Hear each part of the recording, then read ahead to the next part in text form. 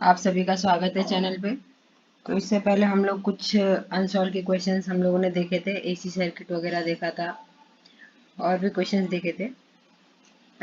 तो देखो, मैंने हल्का सा आइडिया दिया था कि एंगल थीटा का मतलब क्या होता है। इससे पहले आइडिया दिया था कि अगर एंगल ऑफ कुछ भी लिख के आए, जैसे एंगल ऑफ 30 डिग्री लिख के आए, तो इसका मतलब क्या होता है। एक बार फिर से रिवाइज करते हैं क्योंकि आज इसी पे क्वेश्चन करना है, मैथ्स एनालिसिस का 2017 का। तो उसको देखना है कैसे करते हैं। तो आपको ऐसे एंगल थीटा कहीं दिखे तो इसका मतलब होता है कॉस थीटा प्लस आई साइन थीटा। जैसे एग्जाम्पल के लिए अगर कॉस जीरो कहीं दिख जाए तो इसका मतलब, सॉरी कॉस जीरो नहीं, एंगल जीरो, जैसे इस तरीके से 100 एंगल 0, उसका मतलब है 100 तो रहेगा ही रहेगा, मतलब इधर 100 रहेगा ही, इधर ब्रैकेट में क्या आएगा, कॉस जीरो प्लस आई साइन जीरो। अब देखो ये तो जीरो ही होता है, साइन जीरो, तो कॉस जीरो 1 होता है।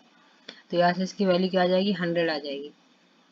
और अगर देखें तो अगर जैसे आई लिखा हो, बस आई लिखा हो, तो इसको कैसे लिख सकते हैं। इसको हम लोग एंगल 90 डिग्री लिख सकते हैं। कैसे, देखो, अगर हम करें कॉस 90 प्लस आई साइन 90, तो देखो कॉस 90 तो तुम्हारा जीरो होता है और साइन 91 होता है, तो यहाँ से तुमको आई मिला है ना। आई आयोटा ये इमेजिनरी वाला जो हम लोग 11th क्लास में पढ़ के आते हैं। अब यहाँ पे फिजिक्स में क्या है, जनरली हम लोग आई यूज ना करके हर जगह जे यूज करेंगे। तो जहाँ भी तुमको जे दिखे तो समझ जाना वो इमेजिनरी टर्म है। इसका मतलब अगर आई स्क्वायर का वैल्यू -1 होता था तो जे स्क्वायर का वैल्यू -1 होगा, क्योंकि जे कुछ और नहीं आई ही है, बस उसको हमने चेंज कर दिया। अब हम लोग फिजिक्स में हर जगह जे ही यूज करेंगे। इसका एक रीजन भी है कि देखो करंट तुम्हारा आई से शो करते हैं ना, और इसलिए तो हम इमेजिनरी जे को ले लेते हैं, यहाँ पे चेंज कर देते हैं। और एक दो चीज इसमें बतानी है, फिर हम लोग क्वेश्चन देखेंगे। जैसे देखो, अगर तुमको, हमें जब कॉम्प्लेक्स नंबर में x plus i Y given होता था, तो हम लोग एक निकालते थे आर्गुमेंट और एक r निकालते थे। तो r की वैल्यू जब करते थे तो ये होता था x square plus y square root में। और जब हम लोगों का थीटा निकालना होता था, जो कि आर्गुमेंट होता है, तो इसको हम लोग करते थे कि जो tan थीटा होता है वो होता है y अपॉन एक्स। y मतलब इमेजिनरी वाला। देखो यहाँ प्लस प्लस है तो दोनों तुम्हारे फर्स्ट क्वाड्रेंट में है, इसलिए डायरेक्ट y अपॉन एक्स हो गया।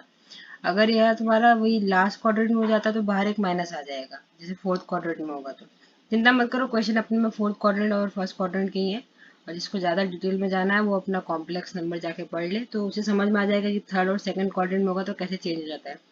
जहाँ तक अगर थर्ड क्वाड्रेंट में होता है, मतलब -x, y टाइप का, अगर आपको -x plus i Y type का दिखे, तो उसमें -90 भी ऐड करना पड़ता है बाद में। ठीक है, ये सब डिटेल। तो देखो tan थीटा तुम्हारा y बाई एक्स होता है, तो इसका मतलब थीटा क्या हो जाएगा, tan inverse y by x हो जाएगा। तो इसको याद रखिए एंड इसको याद रखिए, सारे क्वेश्चन इसी से होंगे। वैसे इससे पहले मैंने हल्का हिंट दिया था, करवाया था एक क्वेश्चन छोटा सा, एंगल्स को ऐड करने वाला। तो उसमें भी बताया था ये आर्गुमेंट वगैरह। तो मेरे ख्याल से इतना समझ में आया होगा। तो चलो क्वेश्चन देखते हैं, इसको साइड में भी लिख लेना। अब चलते हैं क्वेश्चन देखते हैं। देखो सारे क्वेश्चंस तुम लोग नोट करते जाना, क्योंकि एग्जाम में यही आते हैं और आते क्या है। मैंने मैक्सिमम इलेक्ट्रॉनिक्स तो करवा ही दिया है, इसके बाद अभी एक तुम्हारा मॉड्यूलेशन वाला बचता है, उसको भी करवा देंगे। और एक बचता है इधर थेवेनिन नॉर्टन वाला, उसका स्टेटमेंट तो तुम लोग याद ही कर लेना। कोई एक स्टेटमेंट तो जरूर पूछेगा, चाहे जो हो जाए।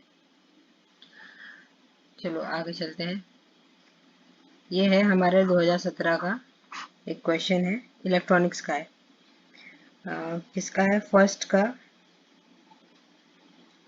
का सी है। ठीक है, देखो फर्स्ट का सी है, फर्स्ट का मतलब एक कंपलसरी वाले में आ गया ना, तो इसको सीख लो। और वैसे अगर एक कंपलसरी वाले में नहीं आता है तो इसको टच मत करना, क्योंकि इसकी कैलकुलेशन बिल्कुल भी अच्छी नहीं है। तुमको साइन कॉस टेबल की जरूरत पड़ेगी, और वो पढ़ना भी नहीं आता होगा अभी, जहाँ तक मेरे ख्याल से। तो पता नहीं देखे भी हो कि नहीं देखे हो, जैसे लॉग टेबल होता है वैसे ही वो साइन कॉस की भी टेबल होती है। देखो क्वेश्चन क्या कह रहा है कि apply mesh analysis to find the current through the 8 ohm resistance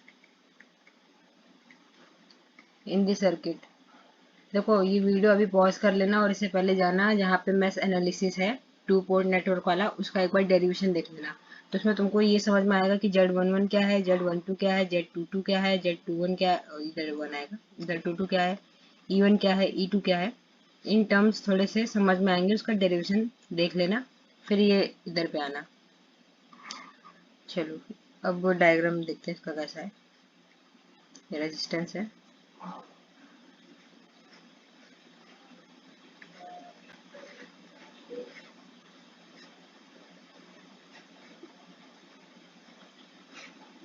ये हमको गिवन है 10 ओम, ये है J6 ओम, ये है 8 ओम और ये है -J5 ओम। कैपेसिटर है हमारा, ठीक है, कैपेसिटर। और ये है 100 एंगल 0 डिग्री माइनस प्लस। अब देखो ये कैपेसिटर है तो इसका ओम में कैसे आ गया? इससे पहले ऑलरेडी मैंने पढ़ा चुका है LCR सर्किट, उसमें हमें पता है कैपेसिटर में हम लोग XC की बात करते हैं और इंडक्टर में हम लोग XL की बात करते हैं। ये वही XC और कुछ नहीं, और XC का वो ओम ही आता है रजिस्टेंस जब निकालते हैं, XC की यूनिट देखते हैं तो, ठीक है। ये हो गया। अब हमें चाहिए करंट 8, मतलब हमें ये करंट चाहिए जो इधर 8 ओम से बह रहा है, और कोई 8 ओम तो है नहीं, एक ही है, इसलिए इसी को बताना है। मतलब और क्वेश्चन में भी 10 ओम से भी पूछ ले, हम लोग 10 ओम का भी देख लेंगे, दोनों का देखेंगे पर, लेकिन एग्जाम में आप लोग 8 ओम का ही करके आना, जितना पूछा उतना ही करना। तो पहला काम होता है कि हमें जो जनरली पढ़ के आते हैं KVL लगाना होता है, ठीक है। KVL लगाने के लिए यहाँ से ऐसे करंट बना दो I1 और यहाँ पे इसमें करंट बहा दो I2, और हम मान के भी चलते हैं कि हमारे करंट की डायरेक्शन भी यही है। अगर नहीं होगी तो वो तुम्हारा नेगेटिव में आंसर आ जाएगा, अगर पॉजिटिव में आ गया तो मतलब यही होगा। तो चलो पहले इसकी लूप 1 है, लूप 2 है। तो लूप 1 में लगाते हैं KVL। अगर आप यहाँ से चलना चाहें, देखिए ये हो जाएगा 10I1, ठीक है। यहाँ से ऐसे आएंगे, देखो ये इधर से I1 इस तरीके से आ रहा है और ये I2 ऐसे ऊपर जा रहा है। अब चूंकि हम लोग I1 में लगा रहे हैं, हम मान के चल रहे हैं हमारा करंट ऐसे है, तो हम I1 को अपना पॉजिटिव करंट मानेंगे। तो यहाँ पे हम लिख देंगे -J5 I1 -I2। चलो लिखती हूँ मैं, ठीक है। अब इसमें किसी को डाउट है ना तो समझ लो फिर तुम पढ़ना बेकार है, क्योंकि ये पूरा नाइन्थ में भी शुरू हो ही जाता है केवीएल वगैरह। देखो इसका सॉल्यूशन पहले लूप 1 में लगाते हैं, ठीक है। यहाँ चलते हैं, ये आएगा 10I1 -J5 ब्रैकेट में। देखो ये अंदर की तरफ आ रहा है I1, और हमने इसको इसकी करंट की पोजीशन को मतलब पॉजिटिव माना है, तो I1 -I2, ठीक है, इक्वल टू 100 एंगल 0 डिग्री। इसमें कोई दिक्कत नहीं, लूप 1 का ये हो गया है ना। अब I1 साथ में कर देते हैं, तो देखो ये हो जाएगा। अब देखो एंगल 0 जस्ट ऊपर मैंने निकलवाया, इसका मतलब होता है 1। अभी यहाँ पे निकलवाया था ना एंगल 0, ये 100 एंगल 0 ही निकलवाया था, तो 100 आया था कि 100, ये 100 है, 4 नहीं है, ब्रैकेट में इतना पूरा है, तो कोई 100 आया था। तो इसको चाहे तो सिर्फ 100 भी लिख सकते हो, देखो कितना खतरनाक लग रहा था एंगल की वजह से। तो इसको सिर्फ 100 भी लिख सकते हो, पर मैं नहीं लिख रही हूँ, क्योंकि मैं भी किसी और क्वेश्चन में तुमको 30 डिग्री या कुछ और दे दिया हो, फिर कहीं डर आ जाओ। तो इसको सॉल्व करते हैं, यही साथ में लेते हैं 10 -J5 I1, ठीक है। और ये यहाँ पे हो जाएगा माइनस माइनस के साथ +5J I2। ये वही इमेजनरी वाला आयोटा ही है यहाँ पे, इक्वल टू 100 एंगल 0 डिग्री हो गया। अब जरा लूप टू में देखते हैं। देखो हम ऐसे जा रहे हैं यहाँ से, तो यहाँ से जाएंगे, अगर इधर ऊपर चलें, देखो अब इसके लिए आई मतलब अब ये वाला लूप मान रहे हैं ना लोग, अगर ये लूप मान रहे हैं तो हमारे अकॉर्डिंग ये इसी में करंट इस तरफ बह रही है, तो इसका मतलब यहाँ पे I2 को हम पॉजिटिव डायरेक्शन मानेंगे एंड I1 को नेगेटिव मानेंगे इस लूप के लिए। तो अब जब -J5 को लिखेंगे तो हम लोग लिखेंगे I2 -I1 लिखेंगे, ठीक है। एक चीज तो ये हो गया। इधर चलेंगे फिर प्लस का J6 I2, फिर +8 I2, और इसमें कोई वोल्टेज है नहीं, तो इक्वल टू 0 है ना। ये दूसरा हो गया लूप 2 का, लूप 2। अब इसको थोड़ा रीअरेंज कर दें अच्छे से। दिस इम्प्लाइज I1 को साथ में ले लो, ये है I1, एक ही I1, ठीक है, आगे कर देते हैं 05 J प्लस का I1 एंड I2 को देखते हैं। देखो यहाँ से है -J5, I2 है तो माइनस में है, और यहाँ पे प्लस का 6J है, तो 6J माइनस 5J मतलब J प्लस J, और इसमें देखेंगे प्लस का 8 प्लस 8 I2 इक्वल टू 0। ठीक है, तो ये हमारे दो इक्वेशन बन गए। मैं यहाँ पे इसको अच्छे से लिख देती हूँ। एक इक्वेशन ये बन गया, दूसरा इक्वेशन मेरा बन रहा है 5J I1 plus J plus 8 I2 equal to 0। एक मिनट में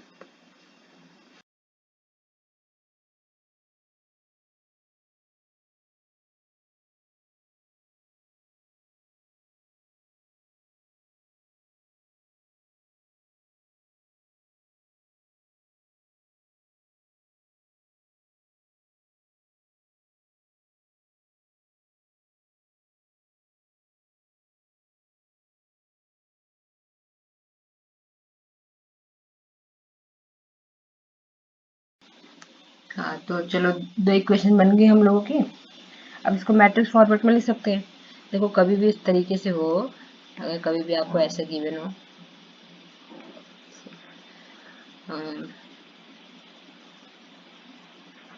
ax plus b y equal to x y, चलो जेड कर देते हैं, अभी सी कर दो, और यहाँ पे लिख दो a b c d x plus e y equal to f. इस टाइप का अगर दो इक्वेशन होती है तो हम लोग उसको मैट्रिक्स फॉर्मेट में इस तरीके से लिख सकते हैं, ए डी बी ई, ठीक है, यहाँ पे लिख दो एक्स एंड वाई, ये इक्वल टू हो जाएगा सी एंड एफ। ठीक है, इस तरीके से इसको लिखा जा सकता है मैट्रिक्स में। तो यहीं पे हम लोग इसको भी मैट्रिक्स फॉर्मेट में लिख देंगे, और फिर इसमें क्रैमर्स का रूल लगाना है। इसलिए मैंने कहा है कि पहले इसका डेरिवेशन देख के आना, डेरिवेशन कैसे होता है, और क्वेश्चन तो यहाँ पे मैं करवाई हूँ। तो अगर हम इन दोनों को लिखना चाहें तो यहाँ पे I1 एज अ एक्स की तरह बिहेव कर रहा है, जो इसमें ये एक्स था, ठीक है, और I2 हमारा बिहेव कर रहा है वाई की तरह, तो इसको लिख देते हैं।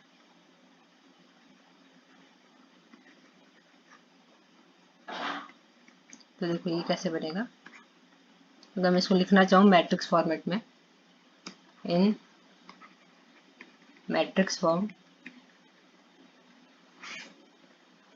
ये हमारा बन जाएगा 10 माइनस 5J 5J, यहाँ पे आएगा 5J है ना, I1 वाले 5J, एंड ये 5J और ये J प्लस 8 है ना, ये तुम्हारा A B D E है, एंड एक्स वाई की जगह पे हम लोग लिखेंगे I1 I2। ठीक है, ये इक्वल टू हो जाएगा जो यहाँ पे रिजल्ट आ रहे हैं, मतलब 100 एंगल 0 डिग्री और 0। इस तरीके से मैट्रिक फॉर्म हम लोग बना लेंगे। यहाँ तक देखो एकदम इजी था, कुछ नहीं था।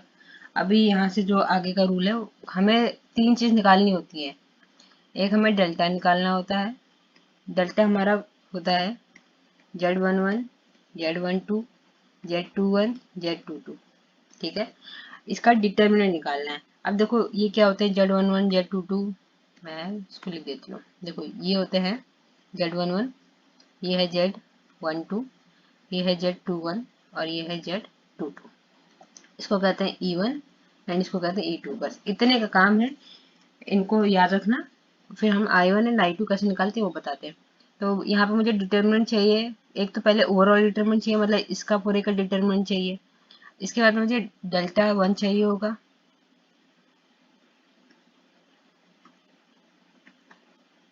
डेल्टा 1।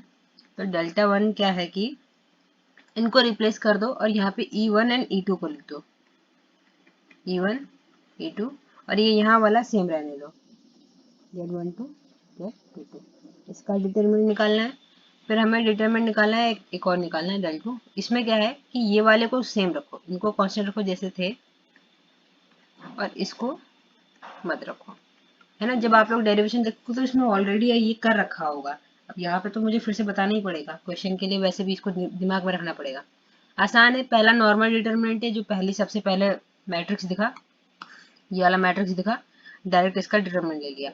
इसके बाद कुछ नहीं करना है, एक एक करके रिप्लेस करना है।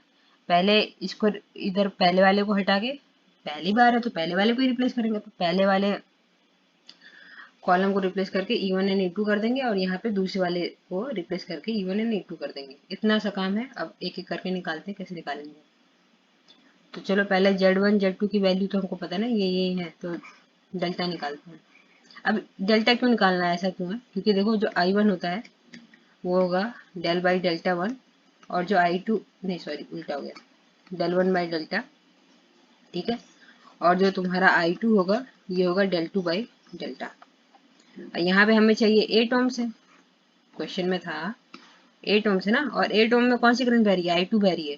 मतलब हम लोगों को वैसे तो डेल्टा 2 ही निकालना था एग्जाम में, लेकिन जैसे अगर 10 ओम दे देता, क्योंकि एक और क्वेश्चन है उसमें यहाँ पे 8 ओम है, फिर उसने 8 ओम का ही पूछा है जहाँ तक, तो उसमें तुमको I1 निकालना होगा।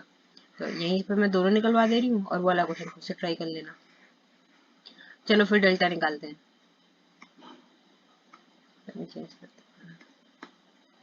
डेल्टा, तो डेल्टा यहाँ से बन जाएगा 10 minus 5j 5j 5j and j plus 8। ठीक है, इसका डिटरमिनेंट निकालना है। नॉर्मल डिटरमिनेंट जैसे निकालते हैं, जो सीखा है वही करना है। इनको मल्टीप्लाई करो, 10 माइनस 5j j प्लस 8, ठीक है, माइनस 5j इंटू 5j, मतलब 5j का स्क्वायर। तो ये तुमको क्या देगा, ये देगा 10j 10j प्लस 80, ये आएगा माइनस का 5j स्क्वायर, ये आएगा माइनस का 40j। यहाँ तो कोई समस्या नहीं होगी। आगे चलते ही हो जाएगा माइनस 5 का 25, j का j स्क्वायर।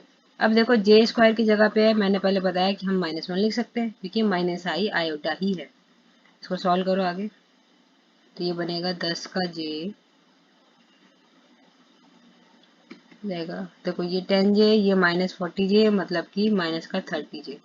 ओके, और यहाँ पे है ये 80, और ये हो जाएगा प्लस का 5, क्योंकि जे स्क्वायर माइनस है, माइनस प्लस, ये हो जाएगा प्लस का 25, तो 80 प्लस 30, ये हो जाएगा तुम्हारा 110। ठीक है, तो इसको अच्छे से लिख लेते हैं, 100 माइनस 30j,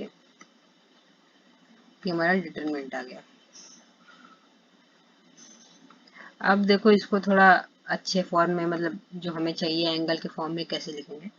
मैंने इसे पहले बताया था, अगर z equal to x plus i y होता है, तो हमें निकालना होता है, एक आर निकालना होता है, जो कैसे होता है x square plus y square root में।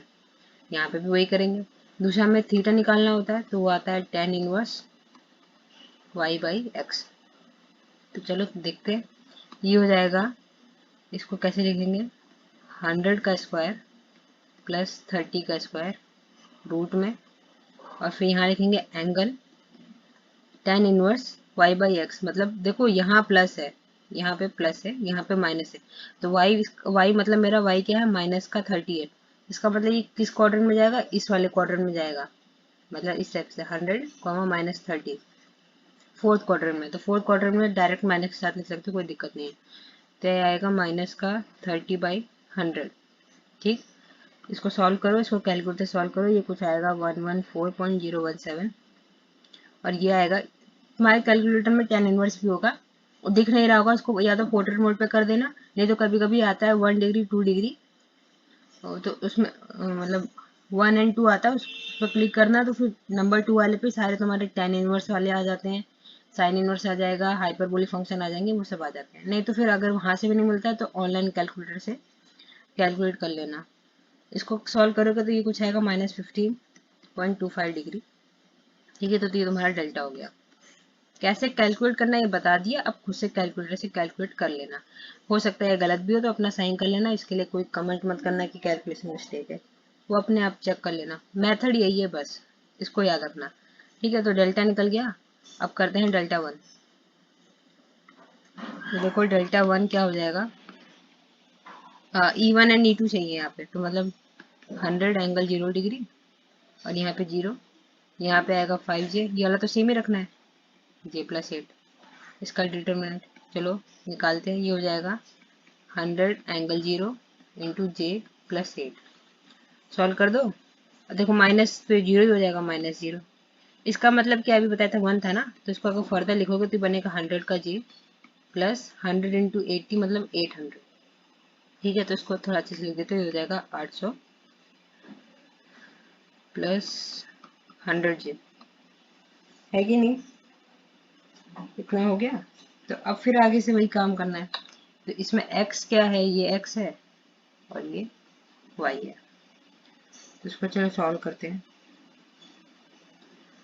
पहले हम लोग इसमें निकालेंगे r,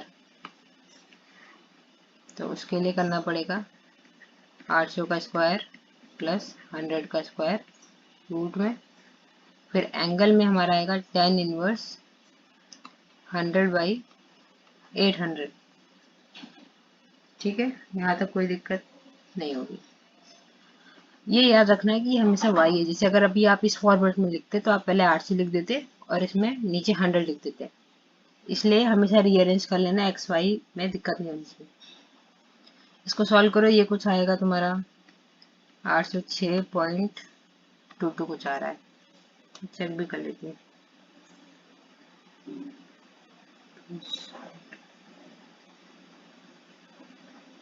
ऐसे कुछ आना चाहिए। अब इसके लिए करते हैं एंगल के लिए, ये बनेगा tan इनवर्स 100/800। ये कुछ आ रहा है 7.12 डिग्री।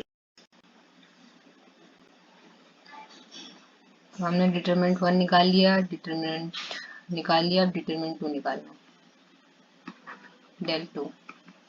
तो del 2 के वक्त में क्या होगा, यहाँ पे पहला वाला तो सेम रखना है, 10 माइनस 5j एंड 5j को सेम रखना है। यहाँ पे चेंज करना है 100 एंगल 0 डिग्री और यहाँ पे चेंज करना है 0।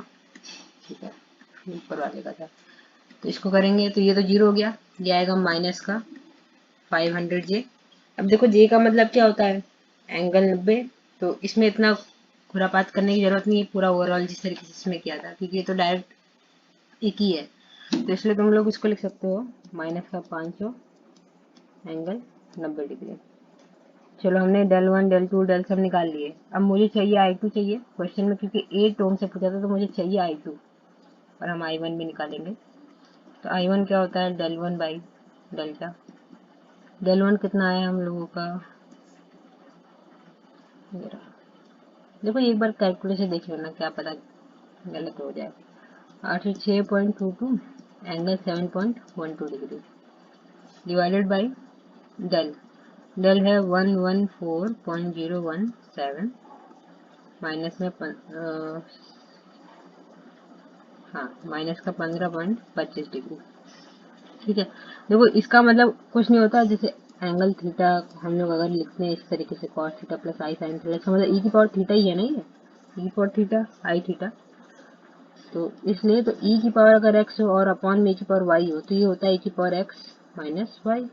तो उसी टाइप का इसे डायरेक्ट ये जाके ऊपर ऐड हो जाएगा, मतलब यहाँ क्योंकि माइनस है तो ऊपर जाके ऐड हो गया, अगर यहाँ पे प्लस होता है तो ऊपर जाके माइनस हो जाता, इस प्रॉपर्टी की मदद से। तो इसको फिर सीधे सीधे कर सकते हैं, इसको डायरेक्ट डिवाइड कर दो 806 बाई जितना भी आएगा 806.22 बाई 4.017। ठीक है, ये तुम्हारा कुछ 7.07 आ रहा है।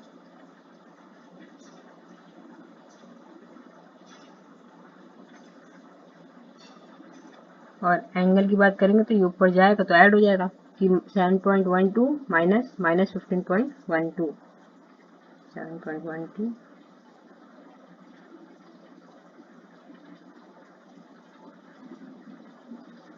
ये आ रहा है 22.37 डिग्री। ठीक है, ये हमारा I1 हो गया, अगर 10 ओम के अक्रॉस करंट पूछा गया होता तो। अब I2 निकाल देते हैं, I2 आएगा del 2 बाई डेल, ये बनेगा 590 डिग्री अपॉन में 114.017 माइनस 15.25 डिग्री, ये हो जाएगा 4.38 एंगल 105.25 डिग्री। तो मेरे ख्याल से समझ में आया होगा किस तरीके से करना है ना, उतना मतलब वैसे तो इसको टच मत करना अगर ये कंपलसरी वगैरह क्वेश्चन में नहीं होगा तो। चलो फिर और देखिए, एक क्वेश्चन देखो, देख लो, एक बार पूरा देख लो तो इसको खुद से ट्राई कर लेना, इस तरीके से है।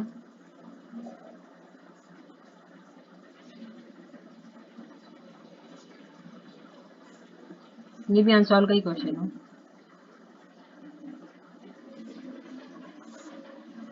और एक चीज और बता देती हूँ, विंसम वगैरह से ना थोड़ा कोशिश करना ना ही देखना, क्योंकि उसमें क्वेश्चन गलत होते हैं आंसर। ये होगा 8 ओम, ये J4 ओम, इधर पे है 3 ओम, ये -J6 ओम, 100 डिग्री गिवन है। तो हमको बताना है इधर 8 ओम से कितना करंट होगा। ठीक है, तो फिर से वही लगाना, इधर से I1 लगाना, इधर से I2 निकालना, सब कुछ करना है, फिर जैसे जैसे बताया सॉल्व करना, वैसे सॉल्व करना। नहीं होगा तो मैं बता दूंगी कैसे करना है, बट एक बार ट्राई तो करिएगा खुद से। ठीक, ये कुछ क्वेश्चंस थे, ये वाला खुद से करना। अब एक दो क्वेश्चंस मैकेनिक से देख लेते हैं, बहुत छोटे छोटे एक एक नंबर में आते हैं क्वेश्चंस। तो इसको अभी टाइम का है, आधा घंटा है तक। तो चलो अभी देखते हैं मैकेनिक्स के, और थर्मल का भी एक क्वेश्चन डिस्कस करेंगे, छोटा सा ही है। 2013 फर्स्ट का पहला है। हमसे पूछा है कि फाइंड लैम्डा। ठीक है, लैम्डा क्या है? For which vector is solenoidal, for which vector is solenoidal. अब कौन सा वेक्टर गिवन है? A equal to x plus 2y आई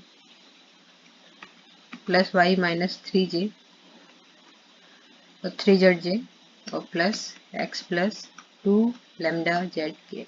तो यही लैम्डा हमको चाहिए कि इसकी वैल्यू क्या होगी कि जो वेक्टर है ये सोलेनोइडल होते हैं। ऐसे क्वेश्चन IIT जैम में भी आते हैं, मैथमेटिकल फिजिक्स के अंदर। तो देखो इसका सॉल्यूशन। अगर देखो सोलेनोइडल पूछा है, सोलेनोइडल, तो इसका मतलब होता है कि जो डाइवर्जेंस है, डाइवर्जेंस ऑफ ए मतलब जो भी वेक्टर है वो जीरो होना चाहिए। ठीक, यहीं पे अगर ई रोटेशनल पूछता, आगे क्वेश्चन है जिसमें ई रोटेशनल पूछा है, उसमें कर्ल ऑफ ए या जो भी वेक्टर है वो जीरो होना चाहिए ई रोटेशनल में, और इसमें सोलेनोइडल में डाइवर्जेंस ऑफ ए जीरो होना चाहिए। ठीक है, तो चलो फिर डाइवर्जेंस ऑफ ए निकालो, उसको जीरो के बाद पुट करो और कुछ इक्वेशन से लैम्डा की वैल्यू निकालते हैं। मतलब हमें करना है divergence of a equal to zero, मतलब इस तरीके से लैम्डा ऑफ ए ये हो जाएगा।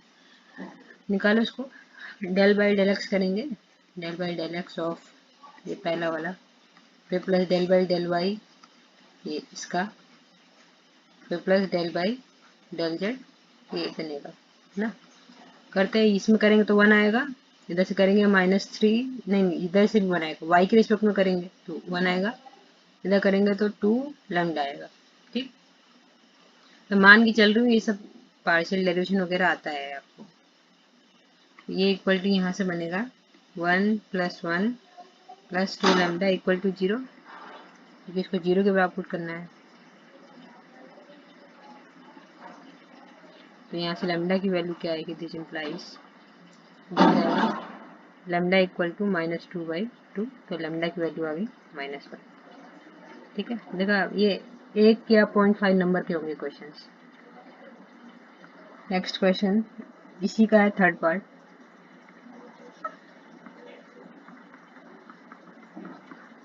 इसमें हमको U ऑफ x दिया है, मतलब पोटेंशियल एनर्जी है।